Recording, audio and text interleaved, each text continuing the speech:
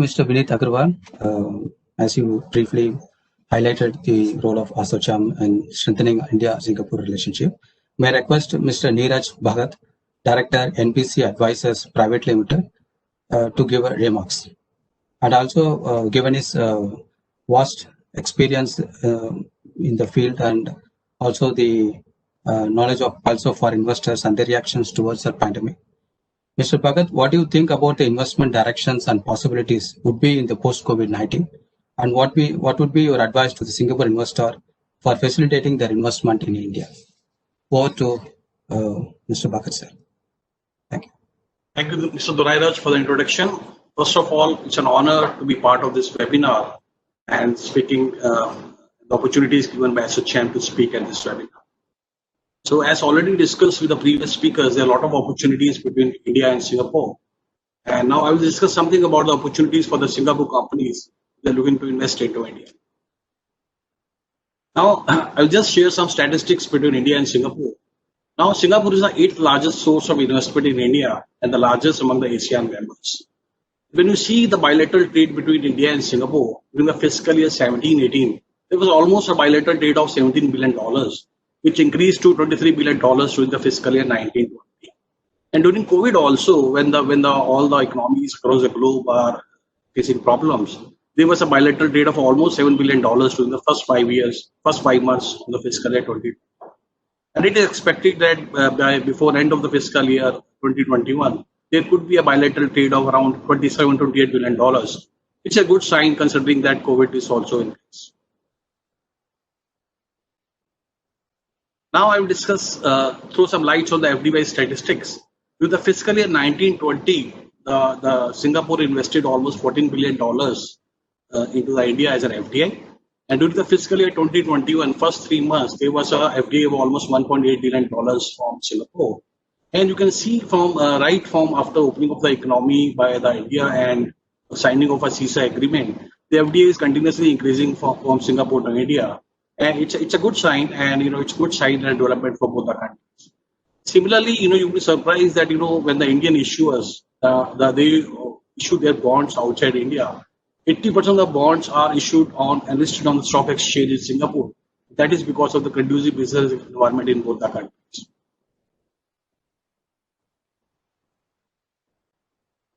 Now, when it comes to investment into India, there are a lot of Singapore companies which have already invested in India.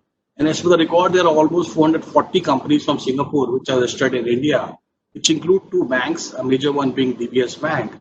Also, there's an Enterprise Singapore Economic Development Board and the Singapore Tourism Board, which all have their offices in India. When it comes to air travel between Singapore and India, so almost all the 18 Indian cities have been connected by 8 airlines. There are almost 616 weekly flights by Indian and the Singapore Airlines. Similarly, the Singapore Airlines holds a joint venture with Tata Group by the name of Vistara, wherein the 14% stake is held by the Singapore Airlines and the 51% is held by the Tata and the other companies. Now, India is pushing for an infrastructure opportunity, infrastructure push, and also Make in India. A lot of companies from across the globe, they are coming to India, investing into infrastructure. The Singapore companies are no exception to that.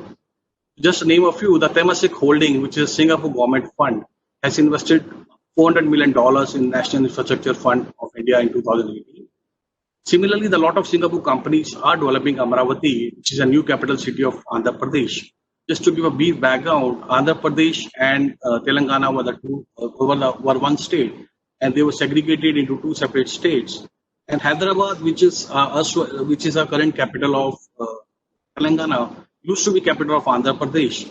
Due to this bifurcation, the Hyderabad went to Telangana, and Amaravati is being developed as a new capital of Andhra Pradesh, which is being developed by the Singapore companies. Similarly, the Singapore has invested in projects to upgrade India's ports, airports. They are developing information technology parks and a special economic zone also. So as you can see, a lot of investment is already there in the infrastructure space, the Singapore companies. Tourism, India is the 3rd largest source market for Singapore, and almost 1 million visitors visited Singapore during the fiscal year 2019, and the number is expected to grow post-COVID. Similarly, the Singapore Tourism Board is doing a lot of activities in digital space to promote Singapore tourism. And during COVID also, it did a lot of digital activities to promote Singapore tourism.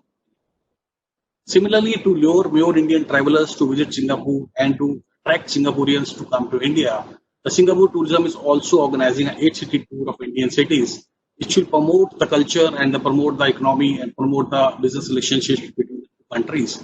And it's a good sign from the Singapore Tourism to promote the Indian tourism to Singaporeans. Now there are a lot of opportunities in the agriculture space also. You can see that there are almost 15 major climates which exist in India, and also the 46 of the 60 soil types are available in India also, which is conducive environment for any country to have an agriculture as a main base. So India holds a good space for agriculture. It's a good opportunity for the Singapore companies to invest into agriculture infrastructure in India.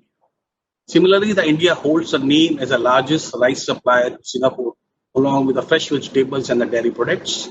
And in 2019, India was the 9th largest exporter of agriculture products. The total value of exported agriculture products stood at $37 billion. Now, there are a lot of incentives that have been offered by Government of India to invest into India.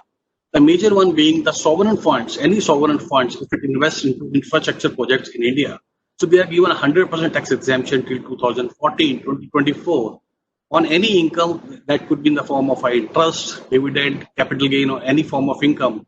They draw from these funds, from these investments in India that are exempt from tax. That's a good sign, and a lot of sovereign funds are already expected to invest into. Similarly, to promote manufacturing, a lot of the incentives have been given to promote manufacturing in India. And in this way, in this direction, the Government of India has reduced the corporate tax to 15%. Instead of a normal 25% for the companies who start manufacturing, set up a base in India. Now, there are a lot of production-linked incentives also, which are available for foreign companies looking to set up a base in India for electronic components and semiconductors. Just to give a brief background, a lot of Chinese and the South Korean companies, they have set up mobile manufacturing plants in India. And slowly and steadily, India is becoming a mobile manufacturing hub, which caters to the Indian demand as well as the foreign export demand of the world economies. And to cater to this, so a lot of raw material which is being procured from outside India, the government is giving an incentive wherein the companies, if they set up the base in electronic components and semiconductor, the government will give a relief or an incentive of 25% of the capital expenditure that is spent on these sectors to promote the raw material and the component manufacturing. Similarly, there is a production-linked incentive scheme. Now, with the base year of 19